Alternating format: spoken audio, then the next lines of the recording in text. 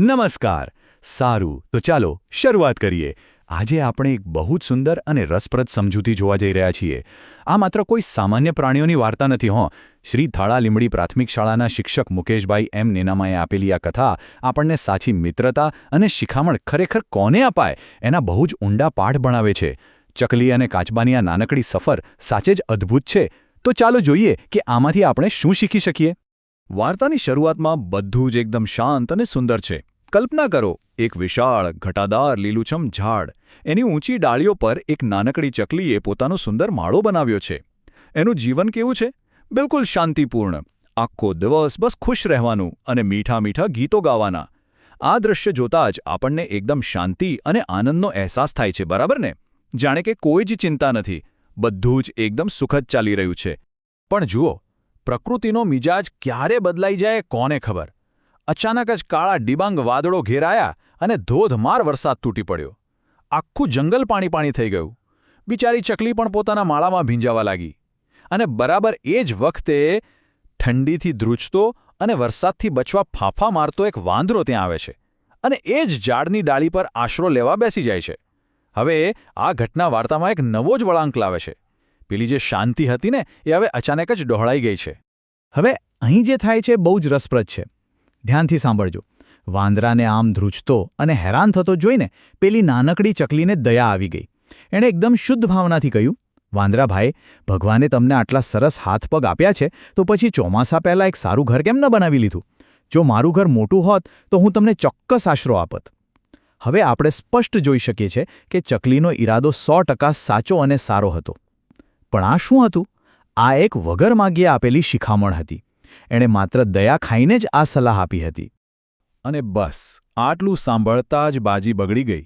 જરા વિચારો, એ વખતે વાંદરાના મનમાં શું ચાલતું હશે? આવડી અમથી ચકલી અને એ વળી મને શિખામણ આપે છે? વાંદરાને ચકલીની આ સાચી અને સારી વાત જરાય ન ગમી. એનો મોટો અહંકાર ઘવાયો. કહેવાય છે ને કે જ્યારે કોઈનામાં સમજણનો અભાવ હોય ત્યારે સાચી સલાહ પણ એમને કડવી ઝેર જેવી અને પોતાના અપમાન સમાન જ લાગે છે. વાંદરાનો ગુસ્સો હવે 7મા આસમાને પહોંચી ગયો હતો. ગુસ્સા અને અહંકારમાં આંધળા થયેલા વાંદરાએ પછી જે કર્યું એ ખરેખર ભયાનક હતું. એણે ધોધમાર વરસાદમાં જ પેલી બિચારી નાનકડી ચકલીનો માળો પીંખી નાખ્યો, બેરહેમીથી તોડી નાખ્યો. જરા કલ્પના કરો, જે પક્ષી માત્ર ને માત્ર મદદની ભાવનાથી અને એના સારા માટે બોલી રહ્યું હતું, એનું પોતાનું જ ઘર છીનવાઈ ગયું. બિચારી નાનકડી ચકલી હવે રડતી કકડતી આ કઠોર અને ઠંડા વાતાવરણમાં એકદમ બેઘર બની ગઈ. આ ઘટના આપણને બતાવે છે કે અહંકારનું પરિણામ કેટલું દુઃખદ અને વિનાશક હોઈ શકે છે. બિચારી હૃદયભંગ થયેલી અને ધ્રુજતી ચકલી પોતાનો જીવ બચાવવા ત્યાંથી ઉડીને બીજા એક ઝાડ પાસે પહોંચી. ત્યાં એની મુલાકાત એક કાચબા સાથે થઈ. આ કાચબો ઝાડની નીચે બખોલમાં રહેતો હતો. કાચબાએ ચકલીની આ હાલત જોઈ અને ખબર છે એણે શું કર્યું? એણે એક પણ બિનજરૂરી પ્રશ્ન ન પૂછ્યો. એણે તરત જ ચકલીને પોતાની બખોલમાં આશરો આપ્યો અને બહુ જ પ્રેમથી ખાવાનું પણ આપ્યું. અહીં આપણને એકદમ શાંતિ અને રાહતનો અહેસાસ થાય છે, કારણ કે કાચબો કોઈપણ જાતની શરત વિના તરત જ મદદ કરવા તૈયાર હતો. અને જુઓ, આ ક્ષણ આપણી આજની સમજૂતીનું સૌથી ભાવનાત્મક શિખર છે. કાચબાએ ચકલીને હૂંફ આપતા કહ્યું, ચિંતા ન કર બહેન, મુશ્કેલીના સમયે જે કામ આવે એ જ સાચો મિત્ર. આ માત્ર કોઈ સામાન્ય શબ્દો નથી હો. આ એક બહુ જ ઊંડી સમજ છે જે આપણા માનવીય સંબંધોનો સાચો પાયો બાંધે છે. આ એક નાનકડું વાક્ય આખી વાર્તાનો અર્થ સ્પષ્ટ કરી દે છે અને આપણને સમજાવે છે કે સાચી મિત્રતા ખરેખર કોને કહેવાય. તો ચાલો હવે આપણે આ બે એકદમ વિરોધાભાસી પાત્રો અને એમની પ્રતિક્રિયાઓને થોડી ઊંડાણપૂર્વક સરખાવીએ. એક બાજુ પેલો વાંદરો છે. એણે મદદની ભાવનાને સમજવાને બદલે શું કર્યો? ગુસ્સો, અહંકાર અને વિનાશનો રસ્તો પસંદ કર્યો. અને બીજી બાજુ પેલો કાચબો છે, જેણે એક લાચાર પક્ષી માટે અપાર કરુણા બતાવી, એને આશરો આપ્યો અને ભોજન પણ આપ્યું.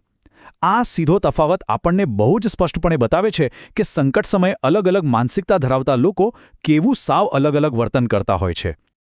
આના પરથી આપણે આખી વાતના પહેલા મુખ્ય મુદ્દા પર આવીએ છીએ. વગર માગ્યે આપેલી સલાહ.